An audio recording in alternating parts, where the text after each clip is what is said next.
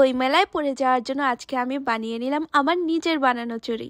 আসসালামু আলাইকুম, কেমন আছেন সবাই? বই মেলায় যেহেতু যাব, আমার কাছে আমার যে চুড়িগুলো ছিল আগে থেকে, সেই চুড়িগুলো একদমই ভালো লাগতেছিল না। তাই আজকে আমি ভাবলাম যে আমি আমার নিজের জন্য ইউনিক এবং স্টাইলিশ DIY চুড়ি বানাবো, যা দেখে মানে বানানোর পর ফাইনাল লুকটা দেখে আমি যে কি পরিমাণ স্যাটিসফাইং কি আর বলবো। তো কালার কম্বিনেশন হিসাবে আমি নিয়ে নিয়েছি ব্ল্যাক কালার। ব্ল্যাক কালার তো সবারই খুব পছন্দের, তাই না? সেজন্য আমিও আমার নিজের জন্য ব্ল্যাক কালার, পিঙ্ক কালার আর হচ্ছে ইয়েলো এবং ডার্ক গ্রিন কালারটা চুজ করে নিয়েছি। ওই যেভাবে সেই কাজ আপু হচ্ছে কি ওই DIY চুড়ি বানানোর জন্য কাঠের এই চুড়িগুলা নিয়ে আসছে। আমি কি করলাম, চুপ করে এই চুড়িগুলাই নিয়ে নিছি, যেহেতু আমি একটু ডিজাইন করব। আর যেহেতু আপুর এই চুড়িগুলো আমার খুব পছন্দ হয়েছিল, কাঠের চুড়ি মজবুত। এবার ইনা আপু আসার আগে আগে আমি চুড়িগুলা বানায় কমপ্লিট করি, যেন আপু বুঝতেই না পারে এগুলো কাঠের চুড়ির উপর ডিজাইন করা হয়েছে। এখানে ডিজাইন করার জন্য আমি ফার্স্টে নিয়ে নিলাম রেশমি সুতা, মানে ব্ল্যাক কালারটা এখানে নিয়ে নিয়েছি। দেন হচ্ছে এটা পেঁচাইতে হবে। আমি এখানে 20 থেকে 24টা সুতা নিয়ে নিয়েছি, আপনারা গুনে নিতে পারেন অথবা নিজের মনের মতো কয়েকটা হাত দিয়ে নিয়ে নিলেই হবে। দেন হচ্ছে এটা পেঁচাইতে পেঁচাইতে পুরো চুড়িটাকে আমি হচ্ছে একদম ব্ল্যাক করে ফেলবো। এই যে দেখেন সুন্দরভাবে পেঁচাইছি।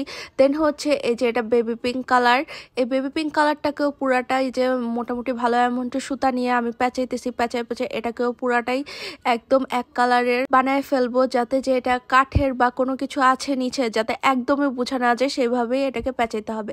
এই যে আমার চুড়িটা প্রায় পেঁচানো শেষ, দেখতেই পাচ্ছেন। আপনারাও ঠিক এভাবেই করবেন যদি কেউ বানাতে চান আমার মতো নিজের বানানো DIY চুড়ি। এরপর মাথায় আসছে যে আমি এখন এখানে ইয়েলো কালারটা ইউজ করব, যেহেতু বসন্ত আসছে।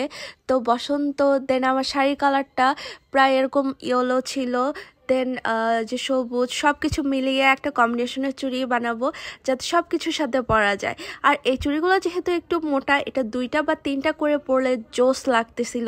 মানে আমার নিজের হাতের কাজ এত সুন্দর, মাশাআল্লাহ, আলহামদুলিল্লাহ, কি আর বলবো। সবগুলো চুড়ি ভালোভাবে সুতা দিয়ে পেঁচিয়ে নিয়েছি।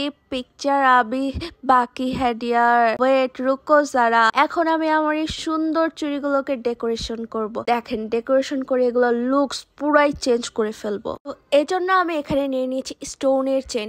এই স্টোনের চেনগুলো এত জোস, আমার বাসায় আগে থেকে ছিল, মানে কোনো একটা কাজের জন্য আমি এনে রাখছিলাম কিন্তু কাজটা করা হয়নি। দেন এখানে নিয়ে নিয়েছে যে লেস, এই লেসটাও আমার আগেই কেনা ছিল। দেন এই লেসটাকে যে লম্বা লম্বা এই লেস গুলাকে আমি কেটে নিছি। এই লেস গুলাই আমার ডিজাইন করতে খুবই কাজে লাগবে এবং আমার চুড়িগুলোর লুক পুরাই চেঞ্জ হয়ে যাবে। তো ওই তো ব্ল্যাক কালারের চুড়িটা তো আমি স্টোনের চেন দিয়ে পুরোটা ডিজাইন করে নিলাম, লম্বা লম্বি ভাবে লাগাই নিছি। এখন আমি ওই যে চুমকিওয়ালা লেসটা থেকে চুমকিগুলা কেটে নিছি না লম্বা লম্বা, সেই লম্বা লম্বা চুমকিগুলা পেঁচাইয়ে নিলাম। এই যে পেঁচানোর পর আমার ইয়েলো কালারের চুড়িটা মাশাআল্লাহ, আলহামদুলিল্লাহ, দেখতে যা হয়েছে মানে কি আর বলবো। মানে নিজের জিনিসের তারিফ করতে করতে আমি নিজেই পাগল হয়ে যাওয়ার মতো অবস্থা। দেন এই যে আমার সেই পিঙ্ক, মানে বেবি পিঙ্ক কালারের যে চুড়িটা, সে বেবি পিঙ্ক কালার চুড়িটার মধ্যে এই গোল্ডেন কালার লেসটা নিয়ে নিয়েছি। এটা একটু একটু করে পেঁচিয়ে মিডল বরাবর আমি একটা ভাঁজ দিয়ে আবার পেঁচিয়ে নিচ্ছি। ঠিক যেভাবে পেঁচিয়ে নিচ্ছি দেখতেই পাচ্ছেন। দেন এটাকে আরো সুন্দর ডেকোরেশন করব। তো এই জন্য আমি এখানে এই যে ফ্যাব্রিক গ্লুটা ইউজ করে নিয়েছি। আর এখানে রয়েছে আমার কাছে কিছু পুঁতি। এই পুঁতিগুলো দিয়ে আমার এই সাধারণ চুড়িটাকে করে ফেলবো অসাধারণ। তো এরপর আমি এখানে নিয়ে নিয়েছি মিরর কাট, চিকন চিকন মানে ছোট ছোট মিরর, গোল শেপের কাট যেগুলো ছিল সেগুলো নিয়ে নিয়েছি। দেন একটা এই পুঁতি বসাবো, আরেকটা হচ্ছে মিরর কাট বসাবো। দেন আমার এই চুড়িটা এত গর্জিয়াস আর একটা সুন্দর লুক দিচ্ছে, কি আর বলবো। মানে আপনারা দেখে নিজেরাই বলবেন যে আমার এই বানানো চুড়িগুলো আসলে আদৌ সুন্দর হয়েছে কিনা, নাকি আমি এমনিই তারিফ করতেছি। আমার কাছে কিন্তু সেই লাগছে। এই তো আমার চুড়িটাও বানানো হয়ে গিয়েছে। এখন আমি ডেকোরেশন করব আমার সবুজ কালারের চুড়িটা। এই চুড়িটা কিন্তু আমার কাছে সবচেয়ে পছন্দ হয়েছে। এখানে আমি মাঝখানে হচ্ছে মিরর কাট বসিয়েছি এবং চারপাশে এই স্টোন, মানে কি বলে এটাকে, পুঁতিগুলা লাগাই নিছি। তো এটা কিন্তু একদমই একটা ভাইব্রেন্ট লুক দিছে, মানে এত সুন্দর আর এত জোস হয়েছে কি বলবো। এরপর এখানে নিয়ে নিয়েছি আমার রানী গোলাপি কালারের চুড়িটা।